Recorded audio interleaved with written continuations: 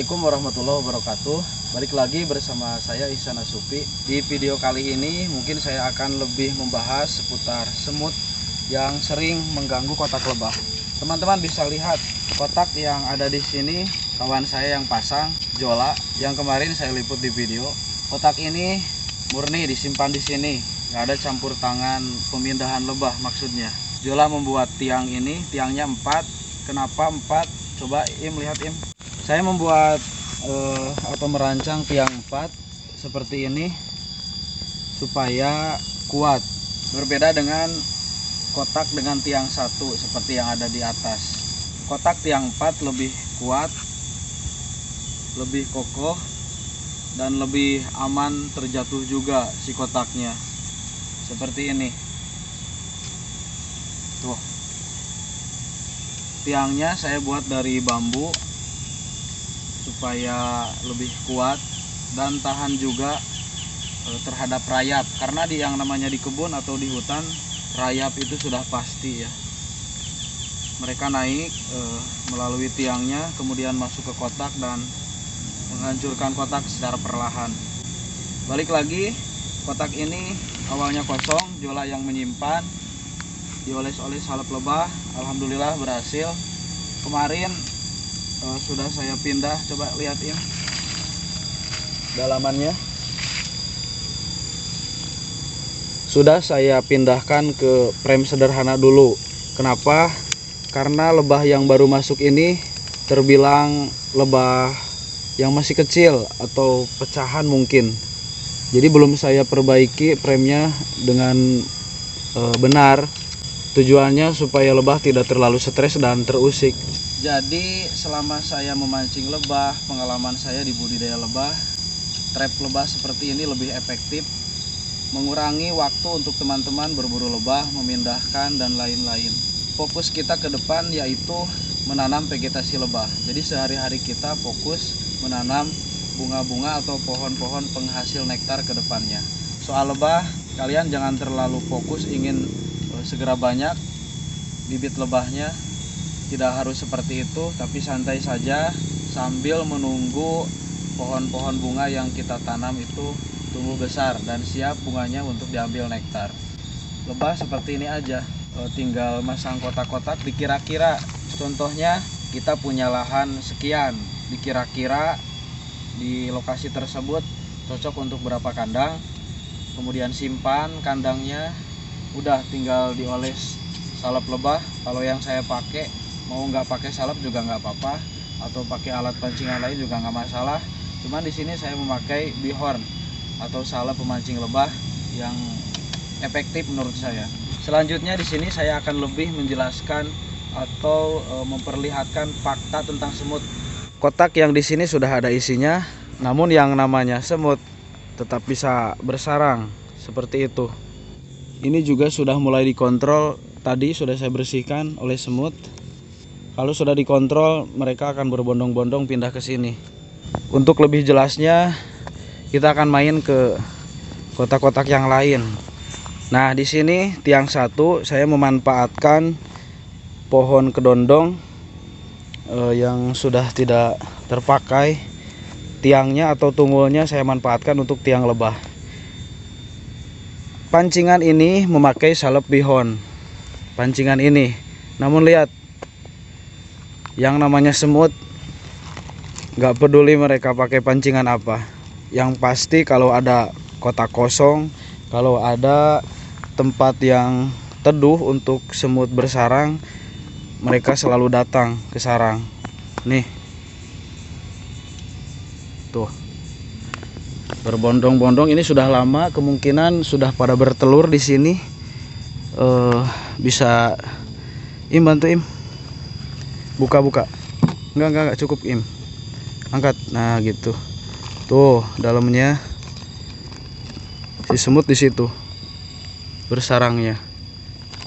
Oke, tutup lagi Jadi pada intinya yang namanya semut itu akan selalu bersarang di tempat yang kosong, jangankan di kotak. Contohnya ada kayu jatuh, kayu besar, ada bolongan, di situ semut pasti bersarang. Lalu bagaimana mengatasinya? Kalau saya pribadi, contohnya di kotak ini ada semut, saya tidak akan mengganggunya. Kenapa? Karena si semut itu hanya bersarang di sini tempatnya. Alasan lain kenapa saya tidak mengganggu semut, kan contohnya seperti ini. Lebah itu kan bersarangnya seperti ini, menggantung. Berbeda dengan semut, mereka hanya ikut bersarang di tutupnya aja.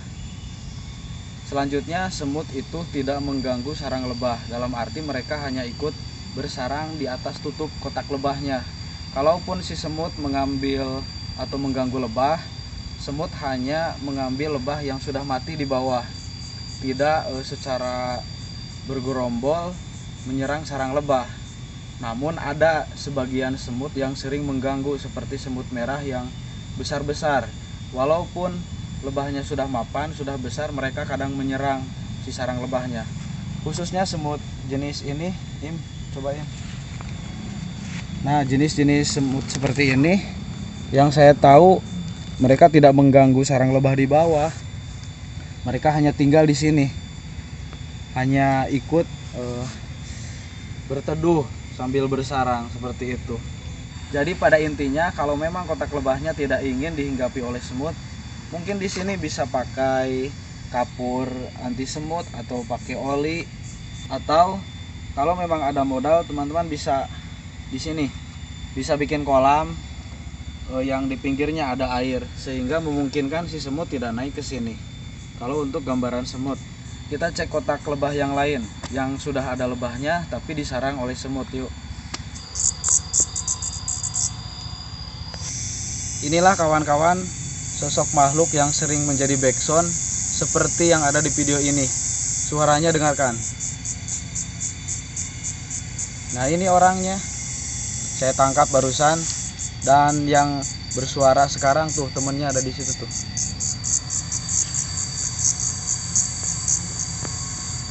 Nah, di sini juga ada tuh. Nih. Jelas, Im? Jelas ya. Di tempat kalian ini apa namanya? Di sini turais, ongeret. Nih. Kenapa tidak bergerak? Ini namanya pura-pura mati tuh kan, terbang. Nih, satu lagi. Tuh. Kalian nggak akan bisa nangkep yang namanya tongeret. Susah. Kalau ke saya jinak nih, pura-pura mati nih. Pura-pura mati padahal tuh terbang. Yuk lanjut. Sekarang saya akan mengecek kotak lebah yang ini apakah ada semutnya. Ini terisi oleh lebah. Nah.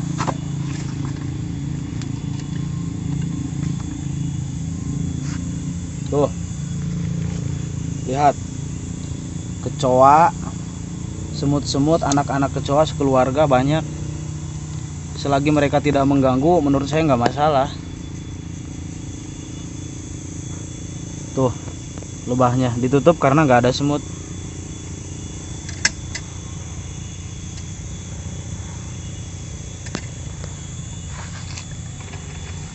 Ditutup kembali. Yuk lanjut. Kita akan nyari kotak lebah yang penuh dengan semut. Di bawah adalah bibit bunga matahari. Yuk, lanjut di kotak yang ini. Saya kira di sini banyak semutnya. Dilihat.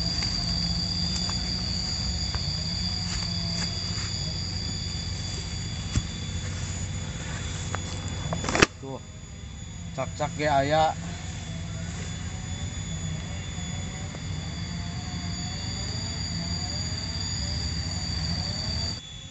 Di sini banyak sekali semut. Mereka bersarang. Tuh kan banyak. Mereka bersarang semut. Di bagian sini juga ada. Ngeblur ya. Padahal di kotak ini sudah terisi oleh lebah. Tuh. Sudah terisi oleh lebah baru yang masih kecil.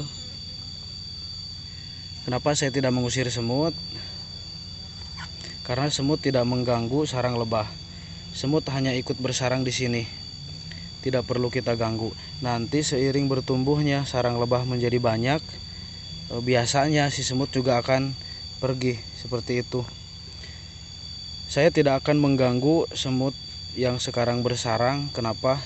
Karena kalau diganggu semut akan paburencai kaditu kadieu. Si semutnya akan merayap kemana-mana dan mengganggu sang lebah di sini. Nanti lebah mengira semut sedang menyerang koloni lebah kemudian kabur. Pengalaman saya seperti itu. Jadi kalau punya kotak lebah yang ada sarang lebahnya, ada semut, saran saya dibiarkan saja. Kalau kita ganggu semutnya, mereka akan nyebar kemana-mana, muradul amuracak, dan mengganggu sarang lebah. Otomatis lebah akan berhamburan dan 90% kemungkinan kabur. Parah. Tuh di bawah sampai seperti itu semut. Kenapa mereka di bawah?